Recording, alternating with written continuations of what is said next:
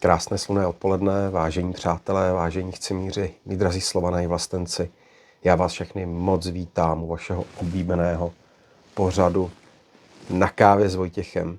Přátelé, pevně věřím, že máte čas si udělat dobrou kávu a že se společně zamyslíme na tématy, která vás zajímají, která vás trápí, o která si píšete denní a tak dále. Dobrou chuť, přátelé. Tak, dnešní téma bude velmi důležité. Původně jsem chtěl dát odlehčené téma, jak se Ondřej Vetchý filozofem stal, ale to si, přátelé, necháme na jindy. Protože a poněvadž Ursula von der Leyen prohlásila něco, co považuji za velmi důležité a my si to tady společně rozebereme. Ursula von der Leyen v úterý ve Štrasburku pronesla větu, která v celé Evropě vyvolá nervózní reakce. Evropská unie potřebuje od roku 2028 více vlastních příjmů, podtrhávám. Jinak prý nebude mít z čeho splácet dluhy, dotovat zemědělce ani investovat do regionů. A hlavně nebude moci dělat více Evropy. Tam, kde je to podle Bruselu potřeba. Jenže co přesně znamená více Evropy a hlavně, kdo to zaplatí? Přátelé, já jsem si vzpomněl na svatou říši římskou, protože tady se nám pořád tvrdí, že nic se nemůže rozpadnout, že všechno je na věky. Jako Sovětský svaz měl být také na věky. Svatá říše římská byla dlouho, pokud se nemýlím, tak 862 nebo 866 let. To je opravdu dlouhá doba.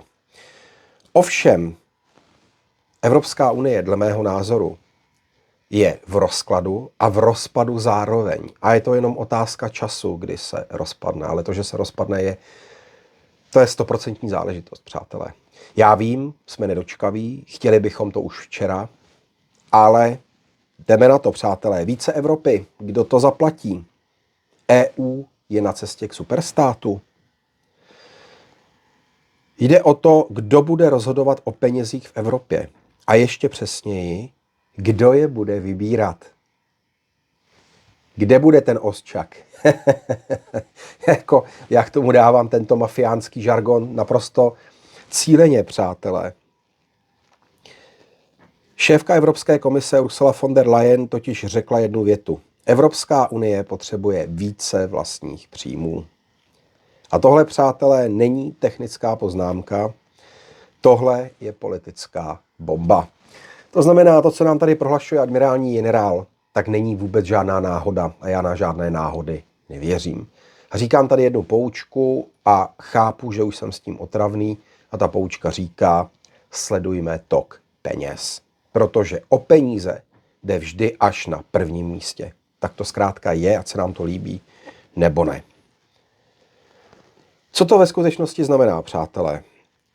Dneska funguje Evropská unie tak, že státy pošlou peníze do Bruselu, takže tok peněz nejdříve. My, jako ti největší chudáci daňoví poplatníci, posíláme různé daně, stát je vybere, přepošle je do Bruselu, Brusel si naplní břicho a pak se postupně vyprazdňuje podle toho, jak vidí tu potřebu.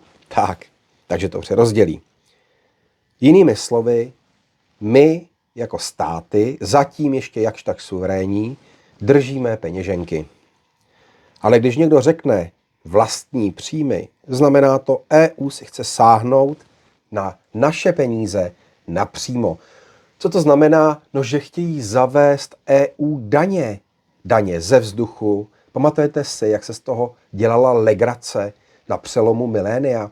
Já si vzpomínám, jak jsme na toto téma xkrát diskutovali na školách a jak to bylo vtipné, že jednou budeme platit i daň ze vzduchu. Tady si dovolím takový fórek, typicky židovský.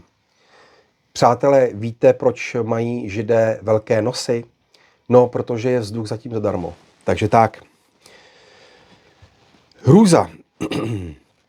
Takže si chce sáhnout na peníze napřímo, bez jakékoliv prostředníka, bez národních vlád, No a to je zásadní zlom, to je zlom superstátu, o kterém tady sní lidé kolem admirálního generála. Tvrdá realita. Během covidismu si EU půjčila obrovské peníze. Vzpomínáte na program Next Generation EU? Ne? Tak to je ono. Stovky miliard eur. Peníze rozdané státům. A od roku 2028? No, to se začne splácet, přátelé. To je ten problém. A tady přichází nejjednodušší otázka na světě. Kdo to zaplatí? No my, přátelé, samozřejmě, kdo jiný by to měl platit? Možnosti jsou 3. Za prvé státy, to jsme my všichni. Za druhé škrty, to je politická sebevražda. No a za třetí, a to je to, o čem Ursula von der Leyen hovoří, a to jsou takzvané nové příjmy. My už si to vlastně nemůžeme ani naťukat do té klávesnice, přátelé, ono to totiž není čím krýt. My se tady pořád hrajeme na to, že ty peníze kryjeme prací, neboli hrubými domácími produkty. Jenomže podívejme se na hrubé domácí produkty těch superstátů, jako je Německo, Francie, Itálie, Španělsko. No to Španělsko je na tom ještě jakž tak dobře. Ale Itálie, Francie a Německo mají dohromady dluh, který je přes 100% hrubého domácího produktu. A navíc Francie, ta se opravdu jako blíží ke zdi. Itálie je to samé v bledě modrém. Tak Italové jsou inflační, co svět světem stojí. Kdo si vzpomínáte na liru, tak pokud se nemýlím, tak zmrzlina tenkrát v Itálii stála nějakých 1600-1800 lir. Pamětníci si na to jistě vzpomenou.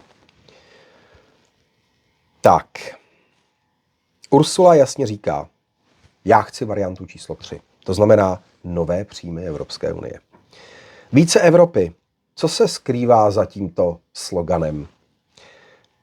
Více Evropy někomu nemusí znít úplně špatně, ale přeložme si to. Více Evropy rovná se více pravomocí v Bruselu, federalizace, méně rozhodování doma, více centralizace. To znamená čtvrtá říše. Nikoliv římská, ale německá. Více kontroly nad penězi. To znamená co, přátelé? Evropské daně, evropské rozpočtové nástroje, evropské rozhodování o výdajích. No, tady u toho ta pseudoprofesorka, jak se jmenuje, Danuše, no ta u toho musí úplně, víte co, já musím být slušný, jo, ale ta se z toho, tak. No a dostáváme se k jádru věci, přátelé. Dáme si srovnání mezi takzvanými teda Spojenými státy evropskými a skutečnými Spojenými státy americkými. Spojené státy americké. Federální vláda. Federální daně. Centrální rozpočet. Na oko fungují jako jeden stát. I když ty jednotlivé státy z těch 50 států mají samozřejmě velikou autonomii. Je to v podstatě konfederativní přístup, tak jako byly jižanské státy. Evropa to není stát, žádný superstát, ale už přebírá určité prvky. A tohle je klíčová otázka. Nejde náhodou Evropská unie postupně tímto směrem? Když tady slyšíme admirálního generála, jak by se zbavil státnosti a suverénnosti České republiky a jak by nás prodal za 30 stříbrných a dokonce se i vzdal podle něj asi pseudo pozice nejvyššího ústavního činitele, to znamená prezidenta republiky. Proč to v nás vyvolává strach? Proč z toho máme husí kůži? Protože, přátelé, tok peněz, daně rovná se moc. Vždycky tomu tak bylo, je a bude. Kdo vybírá daně, ten rozhoduje, ten má skutečnou kontrolu. A jakmile EU začne mít vlastní příjmy, tak už to není jenom spolek států, který má mezi sebou obchodovat, volný pohyb osob, zboží a peněz. Je to jasný krok k federaci. Je to úplně 100%. Teď se na to podíváme trošku s nadhledem, přátelé, tak aby to bylo alespoň trochu fair a ne zaujaté z mé strany. EU má opravdu veliký problém. Chce investovat, chce dotovat, chce řešit krize, ale nemá na to vlastní zdroje. My dobře víme, že ten rozpočet, který je teď plánovaný, je naprosto fantastní. Nejdříve to byly 2 biliony eur, a teď je to 2,2 bilionu eur. A z toho tady rozdáváme peníze například Ukrajině. Vemte si, že jsme Ukrajině dali 1/20 z rozpočtu v podstatě. Dobře, přesně je to 1/22, ale víte, jak to myslím, přátelé. Tento systém je dlouhodobě neudržitelný, což je dobře, alespoň teda z mého pohledu. Takže buď méně ambicí, nebo více peněz. A Ursula říká, chci více peněz. Jaké to má dopady na Českou republiku, respektive by mohlo mít, dám podmiňovací způsob. Pro nás dáme si mínusy. Vyšší nepřímé zatížení. My už takto máme jedny z nejvyšších daní na světě, protože u nás se platí spoustu záležitostí, kterým oficiálně neříkáme daně, jako například sociální, zdravotní, výpalné České televize a takhle bych mohl pokračovat.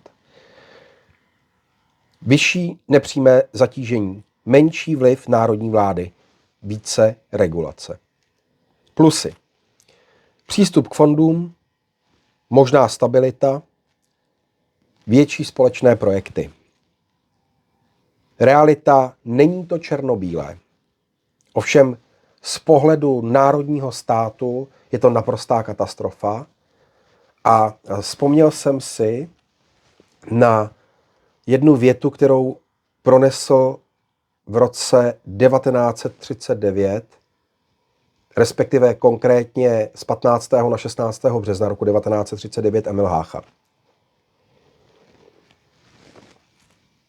Rakousko-Uhersko se nikdy nemělo rozpadnout, protože by si na nás Němec netroufl. Zamysleme se nad tím, přátelé. Pamatujme jednu věc. Tohle není debata o rozpočtu, tohle je debata o moci. A ta otázka nezní, chceme více Evropy. Ale kdo bude rozhodovat o penězích, které tu Evropu zaplatí? Tak, přátelé, to je přesně ono. Přátelé, pokud vás to zaujalo, pište do komentářů vaše názory, připomínky a postřehy. Já se budu moc těšit a u večerních zpráv na viděnou.